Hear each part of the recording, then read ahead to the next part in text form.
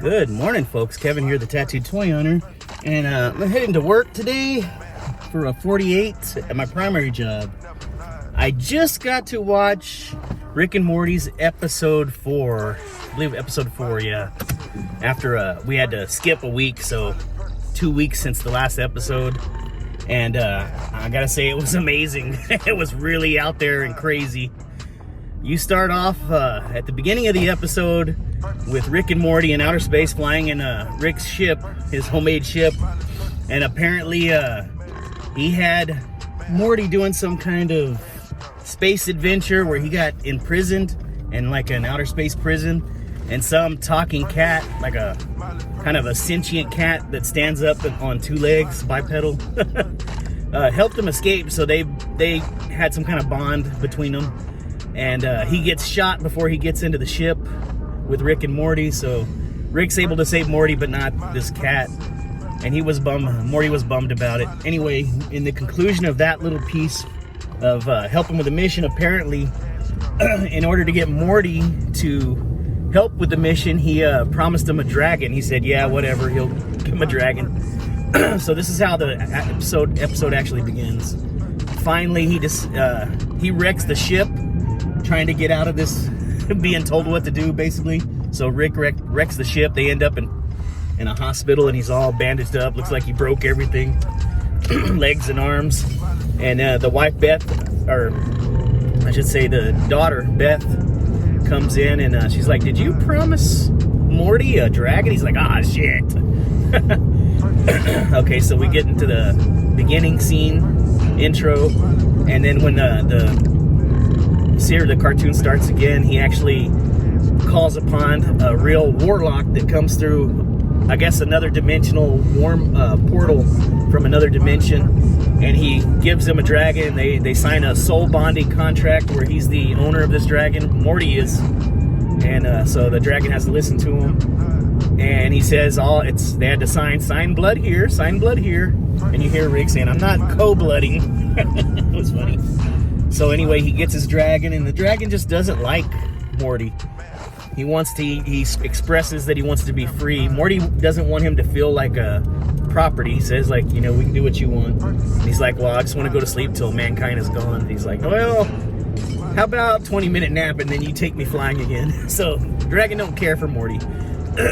So anyway, while the dragon's underground sleeping, he shoots fire up through the house accidentally as he's snoring. So it was hilarious. What's his name? Rick says, I'm going to go down there and pretty much kill him. So he goes down there, and the dragon tries to burn him, but of course he's ready. He has some kind of suit on, invisible suit that keeps him from getting burned. So anyway, Rick starts finding all these cool little collectibles around the dragon's lair, a high C little pouch, and then different stuff that was really highly collectible. So they end up becoming friends and hanging out. And then he shows him a record by Future the rapper, and he's like, look closely. Oh, it's signed. Look closer. Oh, it's made out of Molly and Percocets. So they're just getting high together on Molly and Percocets and just chilling, like become good friends. And basically they soul bond. So it's like almost like an orgy. At that point, Summer and Morty find them. It was hilarious. They find them up in the air being soul bonded with this power.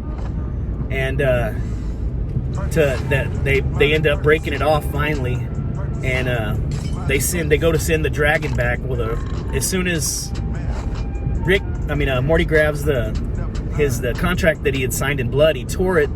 The warlock shows up again through the wormhole, and he's like, hey, no, I'm not gonna give you any returns on this. And he's like, well, they soul bonded with my grandpa, so he goes, oh, that's a violation. So he takes the dragon and he's beating him. Well, since Rick is connected with him, he's feeling everything the dragon feels, the whippings, the lashings, the beatings. So they have to go back once the dragon's taken through the wormhole and it's closed. Then they realize they have to go back and try to save the dragon because Grandpa's getting his butt whooped. It was hilarious. So anyway, they go and they're trying to save the dragon, and we realize that Rick doesn't have any powers. His powers don't work there. It's all about magic, so he's able to construct magical weapons, which he's having a blast with, blowing away different critters.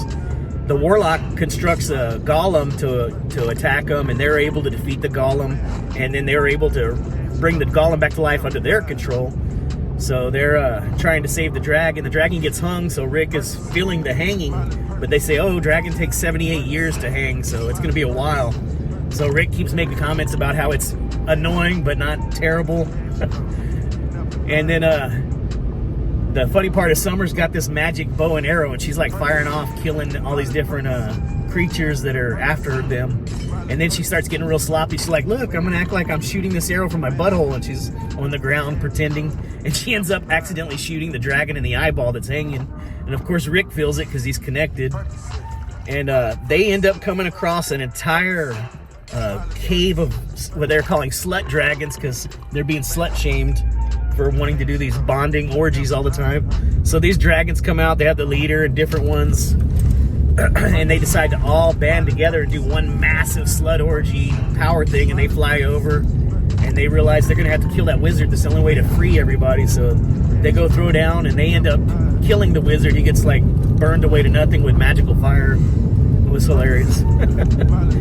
Once he's out, then of course they go back to Earth, and I think it was Baltazo. I can't remember the name of the primary dragon that was initially soul bonded with Morty, or was purchased for Morty. He like skips through the portal real quick to Earth before it closes, and he's like wanting to still hang out and bond with him and still hook up, hand bond, and all kinds of stupid stuff. Well, neither of them want anything to do with him, so they close the door on him, and he's like, you slut bitch, and he leaves. He leaves, and then on a second story this entire time, from the beginning of the show to the end, there's a talking cat that's in the dad's bedroom. So this cat talks him into getting tickets to Florida. They fly to Florida, they're partying. The cat gets him in trouble, so he gets thrown off a yacht that he was partying with these younger kids, like spring break kids. So he's waiting on the shoreline by himself. And then the cat ends up getting like annoying, and they kick him out into the water, and he swims. And so the cat and I'm going blank on the dad's name. They what's his name? So they talk, and of course the dad doesn't want anything to do with the talking cat anymore, so he stays behind. Well, Rick ends up picking up the talking cat and figuring out through his powers, his techniques, he figures out that this cat is up to bad. He's not a good cat. He got his talking ability from something horrible that's making everybody throw up. It's just like a disgusting situation, which was a funny scene. So they dumped this cat off like just out in the middle of nowhere in a desert.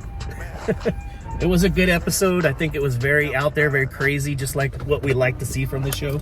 So anyway, that's going to be my reaction. I know I was just rambling on, but I really enjoyed it. I would suggest if you're a Rick and Morty fan, this is another great episode. So anyway, this is the Tattooed Toy Running. You never give up that hunt. Y'all take care. Pew pew.